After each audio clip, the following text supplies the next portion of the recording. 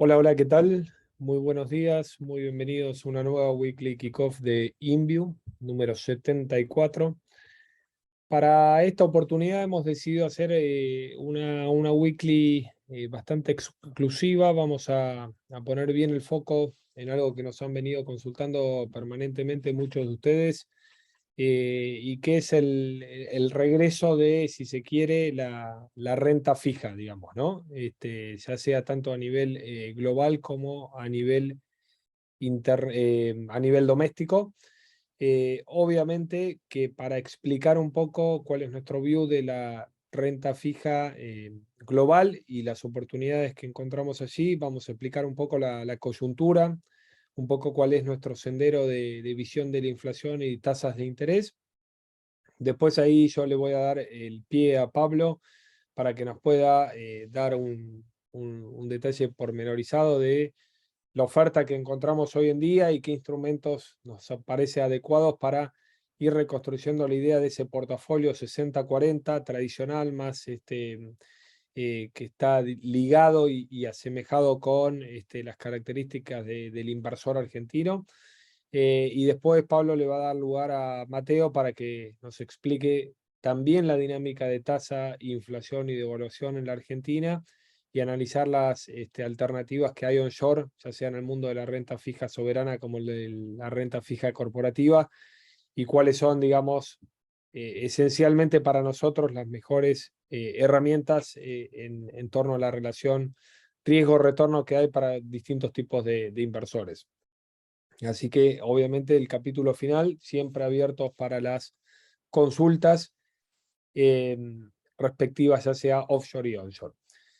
Básicamente lo que estamos viendo a modo de la macro global, y obviamente siempre alineado y enfocado con esto que queremos mostrarle hoy, que es el tema de la renta fija internacional y la renta fija argentina, es un mundo en términos inflacionarios que avanza a dos velocidades, ¿sí? Y ahí lo pusimos en palabras, la historia de dos mundos. Y hay una divergencia marcada, si se quiere, en todo el continente americano respecto de lo que está pasando en Europa en términos de inflación. Estos cuatro gráficos que estamos viendo acá son los más representativos al respecto. Obviamente que la importancia a nivel de nuestro continente está marcada por lo que va a pasar en Estados Unidos. Después del dato positivo que tuvimos de inflación de julio, obviamente positivo entre comillas, ¿no? En términos relativos respecto a lo que finalmente fue y lo que esperaba el mercado.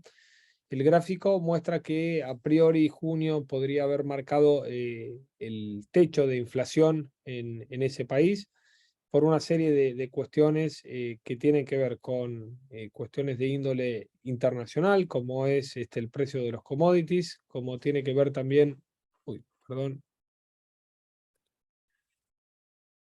a ver, acá volvemos, el índice también por cuestiones de la dinámica justamente interna de la economía norteamericana. Y esta semana justamente tenemos el dato de inflación de agosto. En el dato de inflación de agosto veremos si se pueden concatenar algunas cuestiones de desaceleración de inflación, pero a priori los indicadores de alta frecuencia sí lo muestran y vamos a ver algunos indicadores adicionales que permiten ser constructivos allí. También tuvimos la sorpresa positiva de Brasil esta última semana, donde por segundo mes consecutivo Brasil muestra deflación. Obviamente también la tasa interanual de la inflación se ubica en un nivel mucho más saludable, ustedes lo pueden ver allí en el margen inferior izquierdo, con una inflación que marcó 8,7% interanual.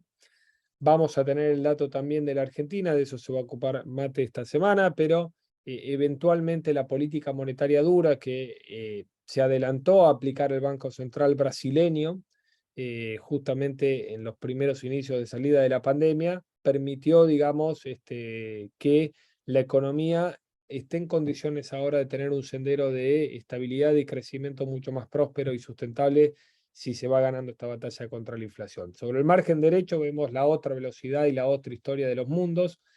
Europa, parecería que los indicadores todavía no han alcanzado su máximo en términos inflacionarios. Y obviamente ahí hay un talón de Aquiles de la economía que tiene que ver con dos cuestiones centrales. La primera cuestión central, que venimos hablando en las sucesivas weekly, tiene que ver con la dependencia que tenía Europa del gas, ¿sí? Y el petróleo ruso, y por lo tanto ahí hay un cambio y un eje sustancial de la relación de abastecimiento y la búsqueda de alternativas justamente en otros lados, que hace que los precios de la energía estén mucho más presionados, al menos de cortísimo plazo. Y también en el caso de la Unión Europea, este lag de actuación que tuvo el Banco Central Europeo, ¿sí? Con una disyuntiva clara entre atacar la inflación y no generar una crisis de deuda en España, Italia y Grecia principalmente. Tuvimos la semana pasada un movimiento alcista muy fuerte del Banco Central Europeo. Este fue el movimiento alcista más grande de su historia. 75 basis subió su tasa de referencia, pero lógicamente desde un nivel donde la tasa estaba en el 0%, una inflación que va corriendo al 9%. Obviamente todavía hay una tendencia de que ese lag de la política monetaria es insuficiente para setear expectativas hacia adelante. Por lo tanto, primera, digamos, si se quiere, consideración importante, cuando buscamos alternativas de renta fija, creemos que en un escenario donde en aquellas regiones donde la inflación ha alcanzado un máximo, estamos en condiciones de tener más probabilidad de éxito de asset allocation en esa categoría de inversión. Lo que dije anteriormente, la energía es clave. Fíjense sobre el margen izquierdo cómo se ha derrumbado bastante el precio de la gasolina en los Estados Unidos. El galón de gasolina llegó a casi $5,50, hoy lo tenemos en promedio a nivel nacional en $4,37, en algunos estados por debajo de $4. Lógicamente que esto sigue siendo elevado en términos históricos. Fíjense dónde estaba no pongamos la pandemia, pero antes de la pandemia estaba navegando cerca de los $3 el galón, hoy lo tenemos en 4,30, esto es casi un 30-35% más, pero eventualmente ese punto de inflexión va a permitir que los próximos índices de inflación al menos no estén presionados en el índice subyacente. También vemos algunas señales positivas en lo que es el core, digamos, la inflación núcleo. Esa se mueve mucho más lentamente, pero sin duda que algunos indicadores nos hace pensar de que lo peor, al menos en términos de presión inflacionaria a nivel general, ha ocurrido. Y algo que mantiene en vilo a Europa y que también es un dato importante a seguir, ¿por qué? Porque está generando muchas tensiones sociales, es el precio del gas natural, digamos, en euros, megawatt hora, digamos. También hubo un descenso significativo después de ese gran crecimiento desde fines de junio hasta principios de septiembre. Fíjense que llegó arriba de 300 euros y ahora está a niveles de casi 210. No sé qué pasa acá, me pide perdón. Hay una actualización, así que estamos en condiciones de eventualmente ver con mucha más volatilidad la inflación en Europa. Estas son algunas señales también muy positivas en términos ya de la inflación estructural o núcleo. Fíjense, la Global Supply Chain Pressure es un indicador que habla justamente del abastecimiento global de las cadenas de oferta. También, digamos, habiendo hecho un pico, yo diría a fines de junio, vemos por este tercer mes consecutivo un descenso aquí. Y también los commodities, fíjense, sobre el margen derecho, los últimos 3 meses han sido fuertes correcciones de commodities. Muchos de los commodities se encuentran lógicamente por debajo de los valores que tenían previos a la invasión de Rusia a Ucrania. Y esto obviamente tiene una cuestión adicional a lo que venimos hablando de la Unión Europea y Estados Unidos, que es los lockdowns que siguen dándose en China, alterando fuertemente las perspectivas de crecimiento y alterando la paciencia también de la sociedad en China.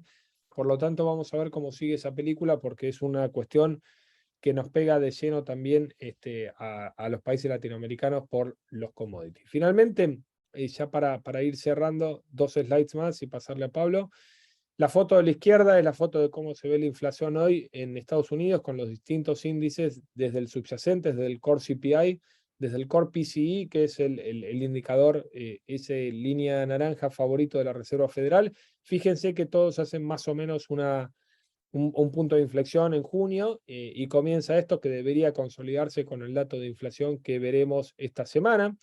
El Consumer Price Index, también la proyección que hacen distintos bancos de Wall Street, fíjense cómo en el gráfico del medio, energía contribuiría negativamente en los próximos meses, porque ya la base comparativa es muy alta, y un poco lo que está esperando el mercado en términos de tasas de la Reserva Federal, que nada, el 21 de septiembre volvería a subir 75 basis la tasa, y un par de 25 puntos basis de aquí hasta fin de año en noviembre y diciembre, para dejarlo cerca del 4,25%, y ahí comenzar después algún descenso proyectado. Nosotros no vemos tan claro todavía ese pivot, ¿sí? Pero sí creemos que en la zona del 4,425 va a estar bastante estable la tasa de interés hacia adelante, por lo menos en el primer semestre, salvo alguna noticia negativa. Por el lado de Europa, es difícil por el lado de Europa ver cómo la suba de la tasa de interés que se dio del Banco Central Europeo para tratar de limitar un poco la inflación, le pega a los spreads de deuda contra los Bunds alemanes. Y esto básicamente porque está interviniendo muy fuertemente el Banco Central Europeo para que esos spreads no se disparen, sobre todo en el caso de Italia, de Grecia también, pero sobre todo en el caso de España. Fíjense, la línea roja prácticamente no ha tenido ningún atisbo de aceleración de ese spread respecto a el movimiento hawkish del Banco Central Europeo. Así que algunas reflexiones finales para pasarle la palabra a Pablo. El escenario global de inflación luce algo menos desafiante que meses atrás, producto de la política monetaria dura, perspectiva de recesión suave y baja de commodities, dos velocidades de inflación, Estados Unidos y Latinoamérica por un lado, y Reino Unido y Unión Europea por el otro. Abonamos la teoría de la convergencia entre tasa de interés de referencia e inflación para Estados Unidos, sobre todo en la segunda parte del 2023. Constructivos somos con la deuda corporativa a grado de inversión en USA y Latinoamérica, y también con la curva soberana en algunos países, y el riesgo de lo anterior es algún evento no contemplado que altere la regla de juego. Sin spoilear más, le paso la palabra a Pablo para que nos dé detalles de las oportunidades de portafolio. Perfecto, Diego, muchas gracias. Ya tomo control de la pantalla. Bien, perfecto. Perfecta la introducción de Diego. Ese es un poco el view que el equipo tiene en lo que hace a renta fija offshore. Yo voy a tratar de poner en tickers un poco lo que Diego dio teóricamente. Antes quería hacer una pequeña pausa para dejar en claro que nuestra estrategia defensiva en la cartera conservadora, que por supuesto es donde la renta fija naturalmente tiene mayor relevancia, funcionó y funcionó muy bien. Si miramos contra el benchmark, que es AG, que es un ETF que trata de emular el universo entero de bonos norteamericanos, fíjense la diferencia desde el principio de 2021, que es cuando nacieron las carteras modelo. Fíjense cómo hay casi 850 puntos básicos de diferencia, lo cual obviamente para una cartera conservadora es muchísimo. Estamos empezando a ver un escenario donde para quienes tienen una posición conservadora de treasury de baja duration, como la que tenemos nosotros, va llegando el momento de empezar a pensar en tomar más riesgo de duration y tomar más, incluso si se quiere, más riesgo de crédito, por una razón muy sencilla. Cuando las tasas eran del 1%, veíamos muy lejos la normalización del mercado de renta fija. Hoy que estamos en 3 y pico, contra una tasa máxima que, como comentaba Diego, esperamos en 4, 4,25 ya, y con la Fed a punto de darle una suba que podría ser de 75 bps, o sea que ya estaríamos casi arrimando a la zona, va siendo momento de pensar en hacer esos cambios. Que de hecho, nosotros venimos alargando duration en el portafolio, quizás sin que se note demasiado, Si comparamos la cartera conservadora como estaba en marzo a como está hoy, sumamos una cantidad considerable de duration dentro de ese quinto del portafolio que cambió. Acá en el medio obviamente hubo una entrada y salida de oro y demás, pero viendo las dos fotos, se ve cómo estamos tratando de comenzar a capturar esta estabilidad que empezamos a prever en el mercado de tasas. Tan importante como haber tomado una posición defensiva cuando correspondía, es salir de ella cuando también la circunstancia amerita, quizás está más importante. Así que en los próximos meses, probablemente, si el escenario base no cambia, sigan viendo cómo ajustamos la cartera conservadora, donde más se nota, pero también ajustando el mix de renta fija en los otros portafolios. Bien, ¿qué opciones tenemos? Obviamente hay una cantidad enorme de opciones dentro de renta fija.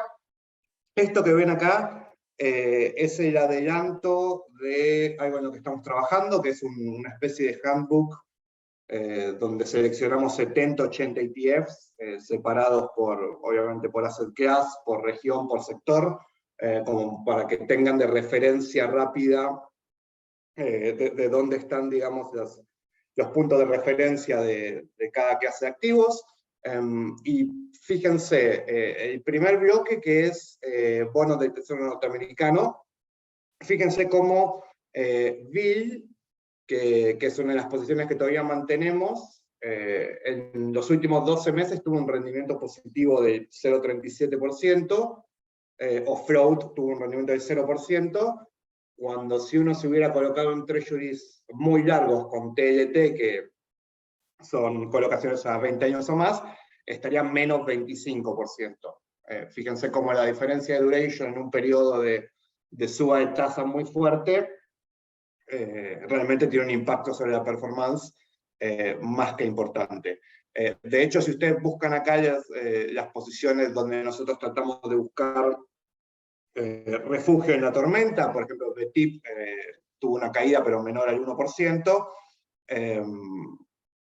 BGSH, que son treasuries de 1 a 3 años, donde también venimos viendo posición, cayó el 4%, pero por supuesto esto no se compara con caídas de 2 dígitos de la mayoría de los ETF que replican una cartera más larga, y AG, que es digamos, la referencia del mercado total, está menos 12%. Ahora bien, fíjense que nosotros, por ejemplo, sumamos LQD, que es una de las apuestas con mayor duration dentro de lo que es ya entrando en el mundo corporativo y saliendo del mercado gubernamental, y de a poquito vamos a ir, estimo, alargando duration en todo el portafolio. Ya hoy probablemente los próximos cambios abandonemos en lo que es la curva de treasuries la parte de 1 a 3 años, y ya nos podríamos ir moviendo, por ejemplo, lo que es 3 a 7, e iremos ajustando el mix de renta fija a cómo vemos que se va desenvolviendo el outlook de inflación en esos momentos. Fíjense que si nos hubiéramos movido antes de tiempo hubiera sido un error más que costoso. Sabiendo de las ETF, por supuesto, siempre podemos comprar activos individuales. Para quienes hoy están invertidos en treasuries y están dispuestos a saltar al mundo corporativo, ustedes ya saben que nosotros tenemos esta cartera de 6 títulos que vamos haciendo el tracking de cómo performa contra una canasta de treasury de similar duration. Hoy esta cartera tiene una yield indicativa maturity del 4,4%. Generalmente estamos en esa franja, son 100 BP más que los treasuries, a veces un poquito más, a veces un poquito menos. Que nada, que puede ser un primer paso para un cliente ultraconservador, llevarlo a una cartera, obviamente investment grade, todo de A- para arriba, en lo que es clasificación crediticia, todos nombres conocidos que dan bastante seguridad. Esta es una alternativa que a mucha gente le resulta interesante y que continuamente tenemos consulta de actualizar el momento donde está allí de esta cartera y demás. Otra alternativa, nosotros vemos oportunidades en la curva hard dollar de Brasil. Ustedes ya saben que nosotros somos bastante constructivos con Brasil en general. Mantenemos una posición de WZ en la cartera agresiva contra viento y marea ya hace rato. Y esto se hace extensivo en parte a la curva hard dollar brasilera. La gran ventaja de la curva hard dollar Brasil, más allá de la estabilidad general de la macro del país y demás, es que representa una porción muy pequeña de la deuda total. El grueso de la deuda gubernamental brasileña está denominada en reales. Por lo tanto, hay que pensar en un escenario muy extremo para que Brasil tenga problemas para pagar esto, sumado a sus reservas en divisas que son más que sustanciosas. Por lo tanto, un título de 2030 rindiendo en la zona de 5,7%, hay perfiles de cliente para quienes podría ser bastante interesante esto.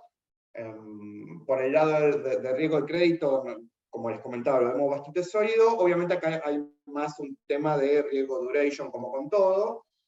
Estamos hablando de 2030, que es un poquito más largo de los pedidos que solemos tener normalmente, que van más en el orden de los 3 a 5 años, pero, de nuevo, en este nuevo escenario donde creemos que llegó el momento de alargar duration, nos parece interesante. Y por último, resalto un par de corporativos latinoamericanos para que tengan una idea también de dónde está rindiendo esto. Por ejemplo, Ecopetrol 2025, que nada, es bastante cortito 2025 dentro de todo, por las dudas aclaramos, estamos hablando de la petrolera colombiana de bandera, está rindiendo hoy 6,7%, interesante número. Por supuesto, acá tenemos un poco de riesgo político, como en casi toda la TAM, con las elecciones presidenciales recientes y demás, pero de nuevo, está en un sector que le está yendo muy bien. Veo muy difícil, aún en el peor de los contextos económicos, que este bono tenga demasiados problemas. O, por ejemplo, Vale, ya una empresa obviamente mucho más asentada en el gran mercado internacional, un referente en lo que es minerales de hierro y demás, a 2030 está rindiendo en la zona de 5,8%. Nada, nos pareció interesante también que tengan la referencia de dónde están cotizando estos títulos, y por supuesto todo lo que es ONs corporativas, por encima de cierto monto que lo haga razonable, siempre se puede buscar a medida para tratar de machear lo mejor posible lo que el cliente está pidiendo. De hecho, este título de Ecopetrol fue resultado de una búsqueda que surgió del pedido de una asesora. Creo que con esto dejamos un pantallazo bastante completo, así que le doy la palabra a Mate, que siempre tiene bastante de Argentina para explicar. Bueno, acá estoy, voy a compartir pantalla yo. Ahí estamos.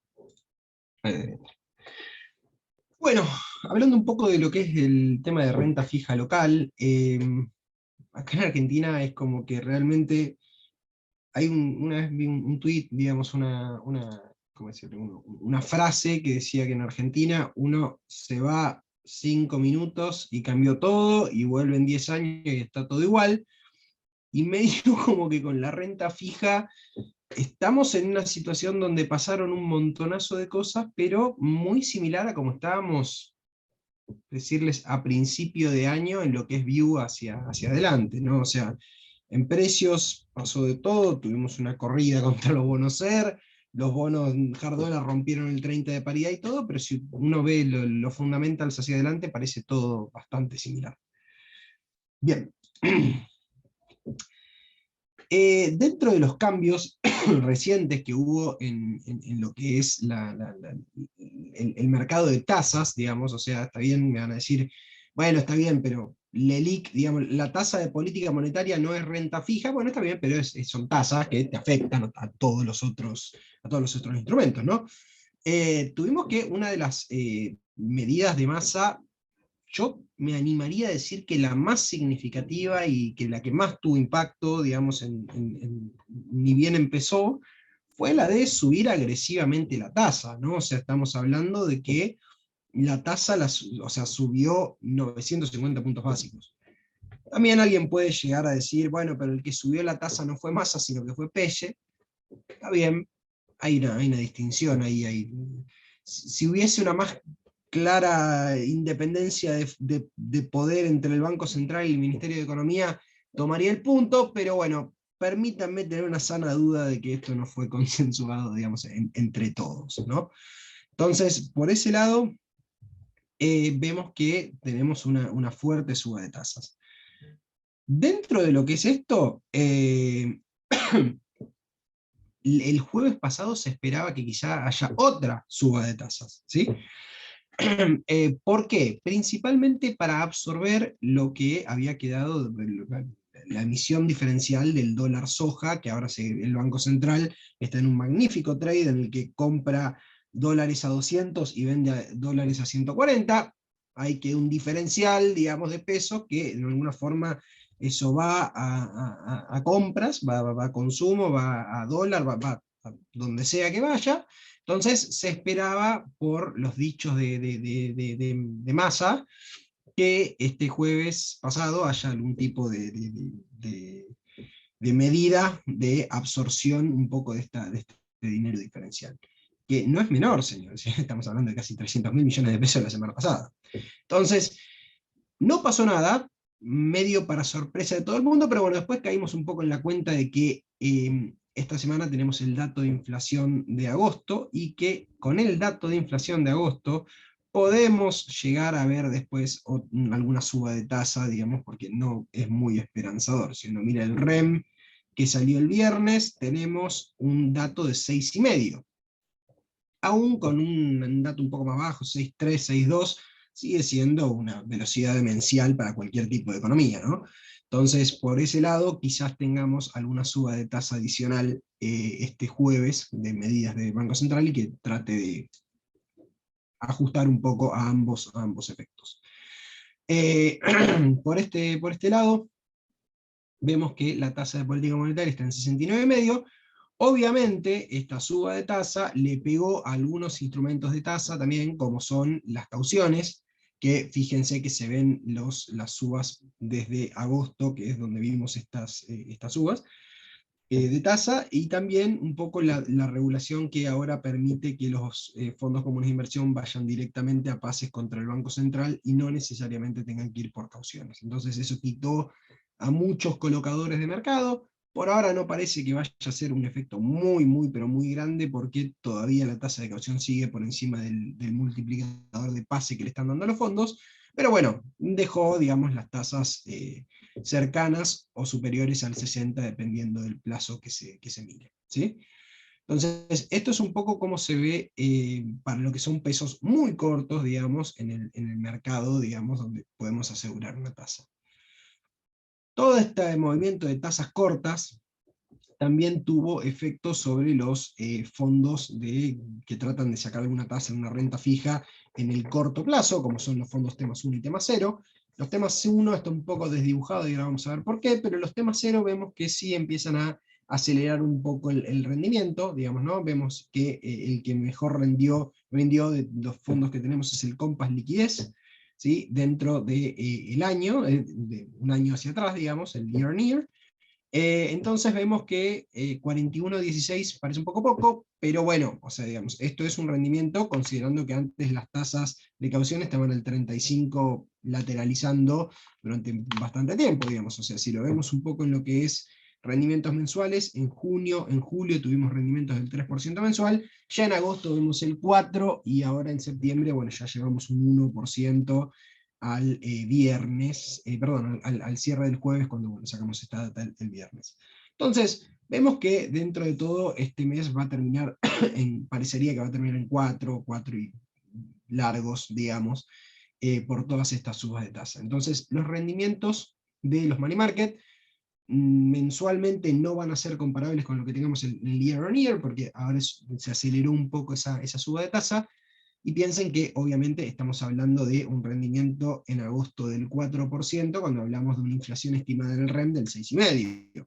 Estamos hablando de una inflación superior al 100% si la anualizamos, contra tasas anualizadas de caución del 87-86% en tasa efectiva, digamos, ¿no? Entonces, vemos una constante, digamos, o sea, nada de corto plazo tiene tasa real positiva. Si vamos a pesos de corto plazo, todo va a tener tasa real negativa. Todo, digamos. No hay nada, digamos, que tenga una tasa real positiva. A lo sumo, lo que puede llegar a pasar es que, por ejemplo, con algunas LEDs que están empezando a tener un poco, unas tasas un poco más atractivas en lo que son las tasas efectivas anuales, se están empezando a ver un poco mejor estos números, pero bueno, a ver, convengamos que una tasa del 95% TEA, como tiene la ley de diciembre, que ya estaría casi en línea con la inflación, muy ligeramente por debajo de la inflación, parece agradable, pero bueno, también estaríamos viendo de que esto es con la inflación actual, digamos, si vemos aceleraciones de la inflación, no sé si esto se mantendría en una tasa real positiva o cercano a cero. ¿Sí? Entonces, la verdad es que todas estas subas de tasa en el mercado primario, en estas tasas, subas de tasa en el mercado de la tasa de política monetaria y en el mercado primario de estas letras, generan esta cuestión de que vemos mejores rendimientos por todos lados. No necesariamente positivos, pero para lo que es un cash management puede funcionar un poco mejor.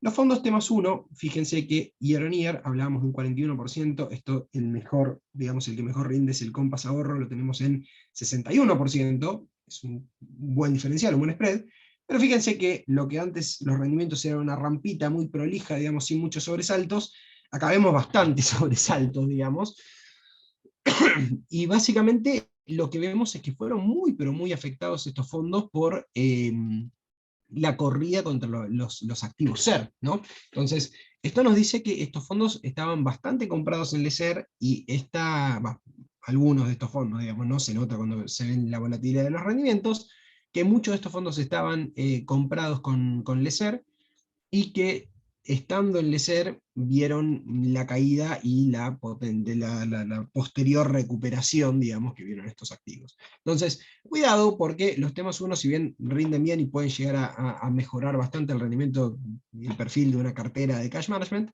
no se olviden que esto se da en buena parte por activos SER y que no dice, digamos, nada que no pueda pasar lo mismo más cercano hacia las elecciones, ¿no? Recuerden que el reperfilamiento está bastante fresco en la memoria de los operadores. En este caso lo que sí vemos es que hay fondos de menos volatilidad, como por ejemplo el Galileo Ahorro Plus o el GameBest FF, que muestran, FIMA Ahorro, también dentro de la línea, muestran un perfil bastante conservador, pero que ayudarían a mejorar un poco lo que son los rendimientos de una cartera que de otra forma sería solo money market, con un perfil de con poco compromiso de liquidez por un día más de liquidación. Lo cual me parece que para muchos que están planteando tenencias muy cortas, me parece que iría bastante bien un T+1 de esa categoría, para quien no quiera correr el riesgo de letra SER que tienen los otros fondos. Así que, si bien antes hablábamos de unos T+0 bastante homogéneos, cuidado con los T+1 porque son bastante heterogéneos en las tenencias, digamos, tenemos distintos perfiles. Claramente se ven estos rendimientos, Delta Ahorro Plus, Mega Inver Ahorro, Compass Ahorro, tienen un perfil con activos más SER, mientras que otros no sufrieron tanto esos sobresaltos, que son los otros tres que mencioné. En los rendimientos mensuales también está la disparidad un poco de la que veníamos hablando. Junio fue un mes complicado para todos, digamos, en lo que fue, por ejemplo, tratar de replicar la inflación, digamos, rindieron casi lo mismo que un money market, pero bueno, después se fueron recuperando y ahora también tienen bastante disparidad dentro de los propios rendimientos. Esto, más que nada, como les decía antes, se da por esta disparidad de las tenencias y que tienen distintos perfiles de riesgo. Lo que es activos SER, ¿sí? La curva SER, hubo movimientos, digamos, por todos lados, ¿no? Primero lo que tuvimos fue una compresión de las tasas en la parte media de la curva, ¿sí? Desde 2024 hasta 2028 hubo unas compresiones interesantes, mientras que algunas subas pequeñas de tasa real en la parte corta de la curva, porque, bueno, toda esta suba de tasas, la suba de tasas de las que hablábamos antes, si bien deja tasas reales negativas en la parte corta, te subió esas tasas, digamos, y ahora son menos negativas, ¿sí? O sea, un poco un consuelo de tonto, digamos, tasas menos negativas, pero al fin y al cabo, bueno, es mejor, y eso le pegó un poco a los activos SER. Por el momento, digamos, vemos que esto sigue completamente quebrado. Fíjense que hay un perfil muy, pero muy marcado de riesgo, de distinción de riesgo, hasta 2023 y post-2023. Post-2023 está todo cotizando flat, digamos, o sea, casi a la misma tasa un quasi par que un TX24, mientras que en lo que es el corto plazo sí tenemos un poco más de pendiente, y un T2X3 cotizando ligeramente positivo. En lo que es LECER se ve un poco más esta suba de tasa real, digamos, que en el caso de las LECER todas están cotizando negativo. Para conseguir lo menos negativo posible tendríamos que ir a mayo, digamos, mientras que tenemos un T2X3 post paso, que está un poco mejor parado frente a esta tasa negativa. Entonces, lo que queríamos comentar un poco en esto es que la verdad que antes decíamos, bueno, ir hasta el primer trimestre del año que viene para poder evitar un poco la volatilidad de las elecciones. Yo creo que hoy por hoy deberíamos conformarnos, digamos, tomando una posición conservadora con ir hasta febrero. Abril, como me parece ya bastante, que va a haber volatilidad ya para esa época. Ya mayo directamente lo recomendaría para alguien que no le interesaría tanto la volatilidad, porque nuevamente las elecciones son en agosto, pero las PASO digamos en agosto, pero piensen que esto el mercado trata de anticiparse un poco a la cuestión. ¿Qué pasa con los bonos duales que salieron, que son duales entre inflación y devaluación? ¿Sí? Devaluación, depreciación, no vamos a entrar en esa discusión finita, digamos, pero bueno, la suba del tipo de cambio oficial. Vemos acá que, fíjense que dentro de lo que sería una curva SER, porque hoy por hoy estos bonos pagan SER, digamos, no están pagando respecto de la suba de tipo de cambio, porque la inflación es mayor, que el ritmo de inflación es mayor que el ritmo de suba de tipo de cambio, entonces eso hace que si hoy pagaran, pagarían SER y no pagarían dólar link. Si en algún momento eso cambia o el pago que harían por dólar link sea mayor que un pago SER, digamos, esto no tiene que ver con el ritmo únicamente, sino porque si de repente mañana nos levantamos y el tipo de cambio pega un salto del 50%, obviamente van a pagar dólar link antes que SER en ese momento. Así que hoy por hoy, como pagan SER, lo comparamos con la curva SER. Acá hacemos este mismo análisis que hicimos en un informe hace 2 semanas, me parece, en el que comparamos lo que serían los rendimientos con la curva SER y con cómo quedarían si estos bonos de esa maturity, si no tuviesen la opcionalidad. Esto es un poco, fíjense, tiene ciertos errores, por así decirlo, esto porque acá tomamos lo que sería la curva hasta el 2023, porque recuerden que estaba quebrada y después te pegó un salto y me rompía bastante lo que era la regresión. También lo que tenemos es que probablemente estos dos duales, el julio y el septiembre, coticen por encima del cero, como está cotizando el T2X3, pero bueno, o sea, deberíamos tomar un corte acá y tomar desde acá en adelante, y también quedaría medio raro. Así que por hoy queda un poco viciado el análisis, pero viendo cómo están cotizando, la verdad que vemos acá un TDS 23 en 4.38 negativo. Si me preguntan a mí, yo hoy por hoy preferiría un T2X3 en lo que es rendimiento con una tasa real positiva y quedarme parado ahí, porque total la inflación parece que no la van a frenar en el corto plazo, y menos con medidas como el dólar soja. Eso no le veo corta vida a la inflación. A la inflación alta, digamos, o sea, si de repente ahora sale 6 y chirolas este mes y después sale 6 y después sale 5,5, bueno, sí, la inflación va a ir bajando, pero sigue siendo una tasa bastante elevada, digamos, o sea, y dudo que otros instrumentos de tasa se pongan a tasa positiva en el muy corto plazo. Entonces, por eso yo me parece que un T2X3 no lo vería mal como una jugada de mediano riesgo tirando alto, teniendo en cuenta la volatilidad que puede haber en ese mercado. Pero un TDS23 cotizando 400 puntos por debajo de lo que debería ser sin la dualidad, no lo veo mal, digamos, en lo que refiere a pagar la opcionalidad, ¿sí? O sea, lo que estaríamos haciendo acá sería, bueno, compramos este bono en este momento porque la opcionalidad, o sea, este spread que queda por debajo de la curva SER, está ligeramente comprimido, tomando en cuenta que esto debería estar un poco por encima, o sea, más de ese 400, deberíamos creo que estar cerca de unos 600 puntos. Entonces, por ese lado, digamos, creo yo que puede llegar a haber una oportunidad en ese caso, si de repente se reactivan los temores de suba abrupta de tipo de cambio, algún salto discrecional, o de algún tipo de cambio de régimen de cambiario que pueda llegar a generar que más gente se quiera cubrir de ese evento y paguen más, digamos, esta opción y que ese spread se amplíe.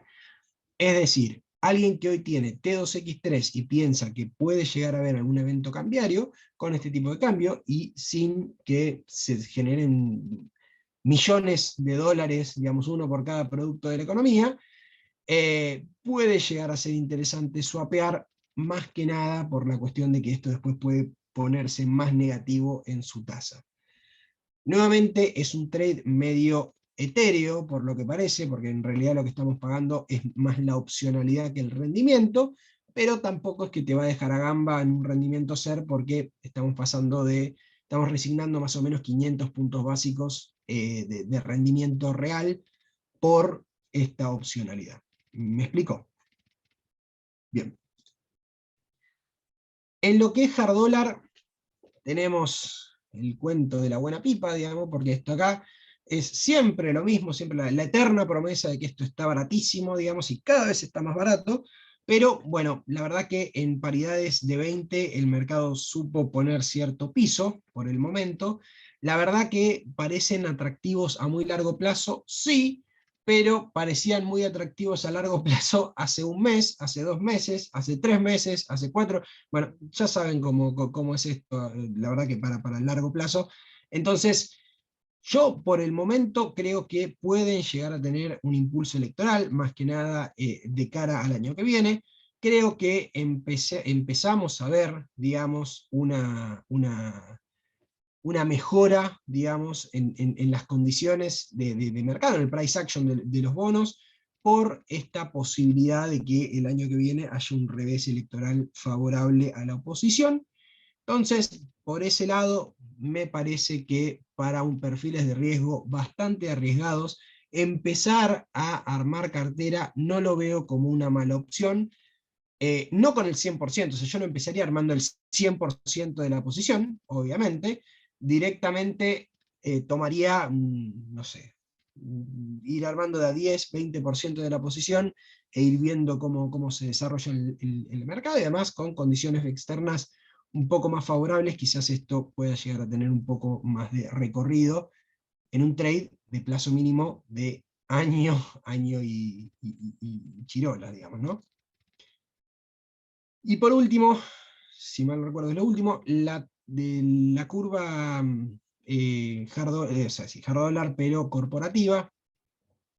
La verdad, bueno, yo ya varias veces lo he comentado, no soy muy fan, digamos, de estos créditos, digamos, no por la calidad crediticia de las empresas, porque hay empresas con muy buena calidad crediticia, Petrol, PAE, Arcor, CGC, la verdad que hay empresas que valen, digamos. El problema es que hoy por hoy termina siendo una apuesta ¿cómo decirlo? Al management, digamos, de que si en algún momento el Banco Central corta los pagos, digamos, corta la venta de dólares para pagos de deuda, el management va a salir a tomar la pérdida de comprar al MEP o al CCL y pagar. ¿Sí? O sea, porque la verdad es que la situación en el MULC, si bien el dólar soja ayuda bastante, digamos, a que eso se mejore, hace varios días que están comprando bastante, no sabemos, digamos, para dónde puede llegar a salir el tiro, digamos, de estas, de estas nuevas regulaciones, y si este nuevo dólar soja les da un poco más de confianza para tratar de no cambiar y no hacer cambios más abruptos. Hoy creo que ya es la no sé, quinta vez que me llega un rumor de que habría un nuevo dólar turista a 295 pesos, subiendo el impuesto país, subiendo, ajustando acá, tocando esta tuerca. La verdad es que hasta que eso no suceda, digamos, todo sigue igual, digamos, ¿no? Entonces, yo creo que por este lado, teniendo unas ONs, y más en el corto plazo que sabemos que van a reestructurar, veo más valor, digamos, en los bonos externos, digamos, de crédito corporativo externo, de mercados de afuera, que en lo local. Y también hay otra cuestión, es que la verdad que en esto, digamos, si bien en las otras curvas era bastante más homogéneo porque era todo el mismo emisor, acá tenemos riesgo para todos los gustos, digamos, tenemos de todo, tenemos Arcor a 1.20, tenemos TechPetrol cotizando a 2 dígitos negativos, tenemos al Banco Macro cotizando allá arriba en las nubes, digamos, con muy poca liquidez, y la verdad es que esa tasa de 2 dígitos del 27% es un precio completamente indicativo, pero la verdad es que está cotizando eso. YPF, que históricamente cotizando a 2 dígitos en dólares, también lo mismo, pero sabemos todo el tenor político que puede llegar a tener una inversión en YPF. Entonces, esto acá en general, la cartera, digamos, puedes armar una cartera de ONs que sea muy conservadora o una cartera de ONs que sea casi tener equity de la empresa, digamos. Entonces, esto me parece que depende más del perfil de riesgo de cada inversor, y que al fin y al cabo termina siendo si querés tratarlo como un bono, la verdad que directamente, digamos, algún CP25O, que sería un CGC, digamos, alguna quizás la de Arcor a 1.20, puede llegar a ser una buena adición para una cartera, tomándolo como renta fija y no como una apuesta de equity. Para los muy conservadores y que quieran cobrar los dólares, TechPetrol, todo el mundo piensa que Paolo Roca no va a tener problemas en rolear o poner el dinero que sea necesario. Así que, como les digo, esto siempre más o menos estamos tirando esas indicaciones con esos nombres. Bueno, para resumir las consideraciones finales, la tasa fija en pesos no va a llegar a cubrir la inflación, suele utilizar para plazos cortísimos o cash management, eso ya lo saben. Digamos, esto no va a ser una inversión, va a ser directamente perder menos contra la inflación, pero seguir perdiendo. Para los FCIs, en tema cero, lo que decíamos antes, los rendimientos están mejorando por estas subas de tasa, pero aún así sepan que no hay forma de escapar a la licuación. En temas 1, cuidado con las tendencias SER, o sea, si rinden muy bien es porque probablemente tengan tendencia SER. Si hay alguien que no quiera tener tendencia SER, hay que mirar bien que tienen los temas 1 adentro. Nosotros siempre comentamos acerca de el GameBest FF, que encima no tiene soberanos, de bueno, el FIMA, el Galileo, que les mostramos antes, están ahí dentro de las opciones que parecen, digamos, respetar este mandato de no tener SER dentro. La curva SER también nada te asegura rendimiento real positivo. La verdad que me cuesta venir a poner la cara y decir que no le podemos ganar a la inflación con casi absolutamente nada, pero es lo que hay. Hasta el T2X3 no me parece una locura en este momento pagar T2X3, pero bueno, tenés que tener una idea de persistencia de la inflación, y es un poco especulativo porque ya empieza a jugar bastante más el riesgo de recambio político. Trades especulativos dentro de la curva, entre comillas, SER, sería pagar esta opcionalidad del TDS23 del que hablábamos antes.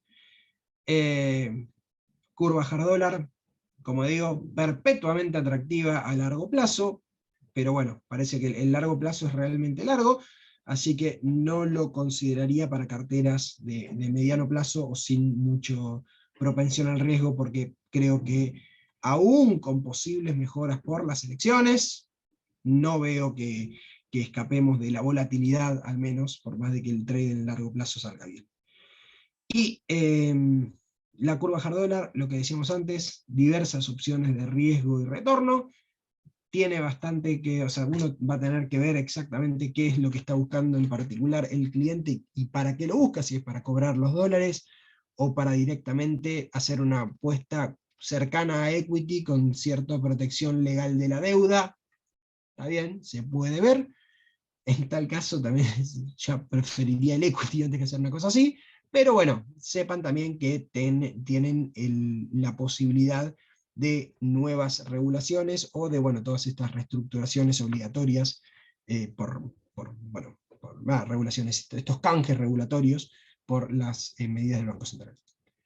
Sin más, abiertos a preguntas. Bueno, gracias Mate, muy completo.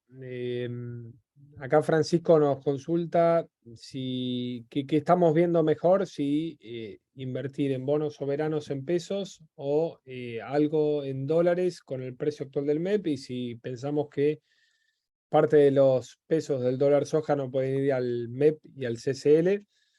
Doy mi primera respuesta más conceptual. Creemos dos cosas, que a este ritmo de emisión monetaria, sin saber cómo lo va a esterilizar el Banco Central por un lado, si lo esteriliza subiendo tasas es más cuasi fiscal hacia adelante, y este ritmo de inflación por el otro, me parece que la compresión del MEP-CCL puede llegar, bajar un poquito más, no mucho más, digamos. Quizás acá lo que uno tiene que evaluar es el costo de oportunidad de permanecer, digamos, en algo dolarizado, que puede, digamos, estar lateralizando con una inflación que va acelerando. Dependerá mucho de el riesgo que quiere tomar el cliente, digamos, ¿no? Pero nosotros siempre somos bastante proclives a la diversificación, y este dólar MEP nos parece, para posicionarse en algo que esté atado a esto, atractivo como punto de entrada, digamos, ¿no? O sea, no sé si Mate o Pablo ahí quieren complementar al respecto. Sí, Mate ya algo comentó en la presentación. Hoy hay versiones periodísticas de que se va a extender el dólar soja hasta fin de año y se va a ampliar otras industrias y demás.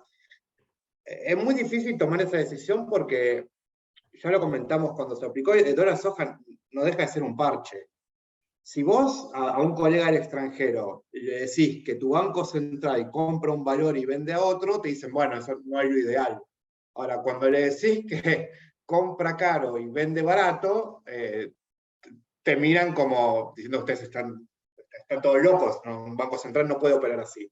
Y tienen razón. No es que a ningún otro país se le ocurrió hacer esto, no es tan complejo. El tema es que cada operación que hace el central está debilitando su propia hoja de balance, y eso obviamente no es gratis, y menos va a ser gratis desde esta posición de debilidad que partimos, porque no hay un colchón muy grande para utilizar. Entonces la pregunta si dólares o pesos es muy difícil de responder. Lo único que yo me atrevo a decir es que si uno va a tratar de invertirse en dólares para aprovechar una suba de potencial del MEP, porque estos pesos van a querer volver a redolarizarse, y yo coincido que en parte eso tendría que pasar, no jugar con soberanos, porque si vos jugás con soberanos, podés tener razón con el MEP, pero podés ir a una reestructuración extremadamente agresiva donde terminás perdiendo en tu posición, aunque tomaste la decisión correcta. Entonces, me parece que es una decisión muy personal, también porque acá juegan las expectativas que está generando Massa, hablando con el FMI y demás, lo cual en el corto te podría comprimir hasta incluso un poquito más el MEP. Pero de largo, si no hay una medida más sustentable, a la larga va a terminar ganando la carrera de dólar, como casi siempre cuando no hay un plan de fondo. El tema del timing fino, obviamente, es la pregunta del $1.000.000, porque es lo mismo que hablábamos de la renta fija internacional antes. Hicimos bien en acortar duration en la cartera, pero también hay que decidir cuándo alargar, porque si no, después viene la buena, entre comillas, y seguís en el mismo lugar que estabas antes. Entonces, es una decisión muy fina y me parece que muy personal. No sé, Mate, vos que sos el que más de cerca tiene todo esto, ¿qué opinás? Mirá, yo creo que el dólar soja en ese sentido va a ser inflacionario y que en algún momento va a llegar la suba al MEP, digamos, porque el dinero circula y en algún lado tiene que sentarse a descansar. Para mucha gente el dólar termina siendo el activo de refugio. El tema es que por el otro lado tenés que este dólar soja que te fortalece un poco las reservas, te mejora un poco la situación, digamos, de lo que puede llegar a ser para más adelante mejorar expectativas de mercado. Entonces, Por ese lado tenés la fuerza de que va a haber más demanda sobre el MEP o el CCL, también puede haber demanda sobre los paralelos que te empujen al otro, ya saben más o menos cómo funcionan esos mercados, pero también tenés un argumento bajista que es el hecho de que, bueno, calmar un poco las aguas y que en el último tiempo el tipo de cambio había pegado un salto importante. En mi opinión, yo no estoy para hacer carry en este momento, yo no estoy para vender dólares en este momento, carry, está mal dicho hacer carry así, porque el carry se hace de otra forma, pero, o sea, yo no estoy para vender dólares en este momento y comprar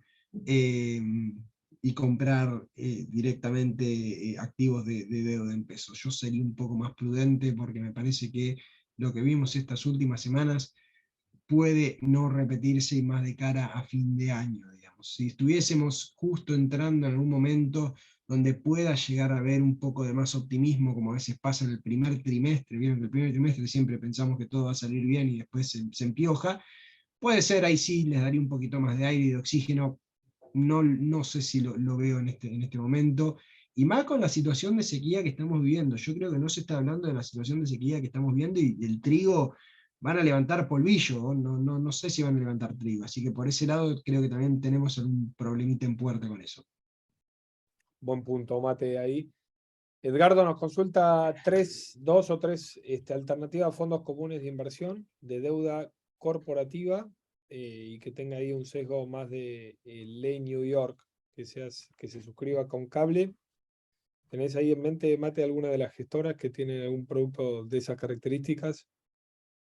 Con todas las características no, No. porque ninguno me asegura, digamos, que solo tengan deuda cable adentro, digamos, pero, o sea, lo que sí tenemos son, por ejemplo, el Compass Best Ideas, digamos, que se puede comprar directamente con cable.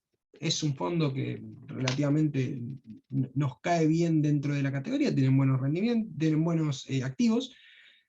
Los rendimientos, la verdad, bueno, un poco qué decirles, ¿no? Porque, o sea, eso también el asset class tampoco tuvo la mejor, digamos, de los momentos últimamente, pero tenemos el Best Ideas como suscribible con cable, el Renta Dólares, también de SBS, también suscribible, lo puedes suscribir con cable, y si alguno tiene pesos y quiere un fondo de esa categoría, también tenemos el Galileo Premium. No se puede suscribir con dólares, no responde la pregunta de Héctor, pero lo dejo de chapa para el que tenga pesos en la mano para no tener que dolarizar directamente y meterse en el fondo. Muy bien, y agrego dos fondos o uno de Galileo también, que es el Live and Driven, sí, que recuerden ese fondo, se suscribe en dólares y es básicamente deuda corporativa brasileña y chilena, digamos, ¿sí? Y algo de, si se quiere, trading de soberanos hard dollar argentinos. Pero bueno, esa es otra historia, pero va alineado un poco a lo que presentaba Pablo y lo que dije al principio, donde si la inflación en Brasil llegó a un pico, podemos ver ahí, digamos, cierto relajamiento política monetaria y por ahí también si el dólar se debilita un poco a nivel global, ayuda a volver a esos high yield latinoamericanos. Edgardo, ¿cómo vemos los CDRs para dolarizar con un CCL pisado? Bueno, acá, si la cuestión es dolarizar, los CDRs por ahí no sé si es lo mejor por la volatilidad de que estás comprando equity, salvo que te posiciones sí, en un low beta o una cartera de low beta tipo Coca-Cola, Pfizer, Johnson & Johnson, etc. Si la cuestión es tratar de aprovechar el ingreso de pesos a un CCL que está más atractivo de lo que está un mes y medio atrás y apostarle al mercado de Wall Street y recuperación, nos parece adecuado. Si es por el solo hecho de dolarizar, alguna de las alternativas que mencionó Mate, de suscripción de fondos comunes de inversión corporativos, sobre todo Galileo Premium, que se suscribe en pesos, o eventualmente comprar algunas ONs argentinas que sabemos que cotizan tanto en dólares como en pesos, y ahí vas a tener menos volatilidad en la cartera y vas a estar protegido de eventual suba de tipo de cambio. Sí, hay una pequeña cuestión, cuidado también porque nosotros siempre recomendamos la estrategia de low beta porque es lo mejor que podemos hacer, pero aún siendo lo mejor que podemos hacer con CDR, este último tiempo, con la caída del mercado, nosotros lo tenemos en las carteras recomendadas, y bueno, no se puede, digamos, o sea, no se dio, no me lo replicó bien directamente. Entonces, quizás pensarlo como, bueno, si se tiene que hacer por CDR y se quiere hacer por CDR, va a tener que ser una cartera bien nutrida, unos 6, 7 activos, digamos, considerando, no sé, también Gold, por ejemplo, para cubrirte de algún tipo de movimiento de mercado, que la verdad que el Gold tampoco te cubre tanto esos movimientos de mercado, pero bueno, al menos como para dormir un poco más tranquilo, o tener la percepción de dormir un poco más tranquilo, siendo que no necesariamente te lo va a replicar bien si la cosa se empioja afuera de nuevo. Sí, digamos que lo hemos dicho seguido esto, lo repetimos una vez más, el que quiera comprar dólares, que compre dólares, el que quiera comprar activos dolarizados, los CDR son ciertamente una alternativa interesante porque ya tenés una cantidad nutrida de productos listados, se pueden armar cosas interesantes, pero activo dolarizado no es dólar. Esto lo tenemos que tener todos claros. Y las dos últimas para, si quieren terminar, ya estamos sobre la hora de la weekly. Héctor nos pregunta si sabemos si se va a incorporar algunos CDRs de ETF de renta fija. Creo que a partir del relativo éxito que tuvieron el lanzamiento de los CDRs de ETF a principios de este año, sobre todo del equity, es muy probable que Vima quiera, digamos, hacer un pushing sobre ampliar ese universo y, por qué no, incorporar algunos de los ETF que mostró Pablo de renta fija en su presentación. Mientras tanto, saben que está la alternativa de Interactive Brokers, y donde todos los activos que mostró Pablo están disponibles para operar. Así que ahí consúltelo con el equipo comercial o el ejecutivo comercial correspondiente. Y la última de Marco, como vemos en Perdón, línea Diego, general. una cuestión también Sí, a Mateo. considerar es que yo creo que Vima debe querer sin mucho problema, la cuestión ahí va a ser también regulatoria, a ver qué dice el regulador. Así Sí, que ahí sepan hay que una probablemente vieja... Vima esté de su lado, hay que ver qué pasa después, digamos. Ahí hay una vieja pelea política Ujú. donde está el temor de que autorizar un ETF de renta fija canibalice la demanda de renta fija autóctona, digamos, ¿no? Ese es el tema. Claro. Pero también durante mucho tiempo no se autorizaban los ETFs de renta variable por una, digamos, una cuestión similar y se terminó cediendo, así que ojalá. Ahí me parece que hay trade-offs. Por un lado, el regulador tiene miedo de que se dejen de demandar instrumentos hardware locales si habilita un ETF de renta fija, y la respuesta obvia es, si no lo abrimos nosotros, lo operan por afuera, mejor que por lo menos quede por acá. Sé que la propuesta está hace rato, de hecho yo he visto tickets propuestos, hay un ETF de Treasury hace un año que se llama Shai, y ese es el caballito de batalla sobre el que se está discutiendo. Pero esto se va a decidir en un despacho, así que creo que no tenemos mucho más para aportar que esto. Buenísimo. Y la última de Marco es cómo vemos en líneas generales los activos argentinos. Nosotros hace aproximadamente un mes presentamos una cartera 100% argentina, que dijimos no íbamos a hacerle el traqueo, sino que era para los fines del famoso trade electoral. Y ahí tienen un mix de lo que es renta fija y renta variable. Obviamente ha venido performando muy bien en función del rally que tuvieron, sobre todo el equity argentino, en relación a los bonos. Nuestra tesis sigue siendo la misma en ese sentido. Creemos que mientras haya un masa ortodoxo, pragmático, al menos desde el discurso y algunos números desde la práctica, seguramente el trade electoral va a ir ganando más adeptos, y esto, digamos, con mucha volatilidad, lógicamente, que no es para cualquiera, permitiría de alguna u otra manera, si el mundo acompaña, ir hacia un rally que pueda extenderse un poco más. Obviamente en el medio ya tuvimos una suba importante, esto va a ser con tomas de ganancias, y de vuelta, no es para cualquiera, y recuerden, como decimos siempre, todo el equipo e Invios en general tienen sus trabajos acá, sus empresas acá, y su vida acá, digamos, ¿no? Entonces, de destinar una parte al equity o bonos argentinos debería ser una fracción de sus ahorros. Pablo, Mateo, complementen como quieran y ya damos cierre. Sí. Sí, me parece que Argentina sigue siendo una apuesta de altísimo riesgo. Si nosotros históricamente hemos dicho poner un 10% de la cartera en Argentina, En el caso de tener gran confianza en que Massa va a sacar esto a flote, o al menos que va a permitir una transición más ordenada, podríamos llevar esto al 15 o al 20, pero me parece que sacando contados perfiles con los dedos de la mano, tampoco habría que emocionarse mucho más que eso, al menos en principio. Hay todavía demasiada incertidumbre y demasiados temas básicos que, o sea, no sabemos cómo va a ser el régimen cambiario dentro de un mes. Entonces, dar una opinión de fondo es muy difícil. En el margen estamos, desde que se fue Guzmán hasta que entró Massa, tuvimos un torbellino de incertidumbre tremendo, y la llegada de Massa calmó un poco las aguas. Porque tiene la espalda política para hacer cosas que Guzmán no podía, a pesar de que son muy parecidas. ¿Cuánto de la cartera cada uno tiene que sumarle a Argentina por esto? Bueno, ya me parece un tema bastante personal. Sí, respecto a lo que dice Pablo, o sea, no sabemos cómo va a ser el sistema cambiario en un mes. Perdón, todos los días llegan rumores de que cambia inminentemente a otra cosa, digamos. Hoy nos llegó a la mañana de que se extiende el dólar soja para el resto del año y que va a haber un nuevo dólar turista a 295 pesos. Fuente, sin fuente, digamos, no hay por qué, digamos, pero la cuestión es que, sí, a ver, dentro de todo el equity parece un poquitito más barato, no sé si más barato, parece que tiene un poco más de upside, porque barato con bonos a 20 chirolas por ciento, es difícil decir que hay algo más barato en términos de barato respecto de su valor nominal.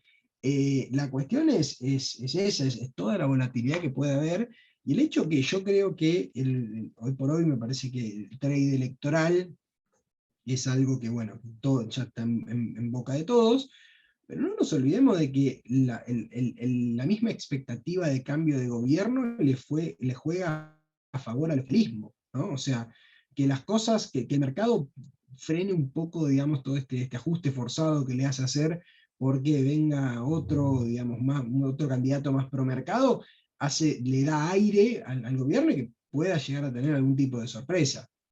La verdad, no veo posible una sorpresa en este momento con estos parámetros, pero tampoco veía posible que el tipo de cambio esté pegándose contra 270 y el viernes lo rompió. Entonces, por ese lado, tengan en cuenta que cuidado porque no está todo definido, y yo dedicaría, como dice Pablo, a un 15, llevarlo a un 20 como una locura, digamos. Bueno, buenísimo, Pablo, Mate, gracias. Gracias a todos por estar. Cuando esté disponible la grabación se la enviaremos. Que tengan una excelente semana y, bueno, cualquier cosa a disposición. Buena semana. Buena semana.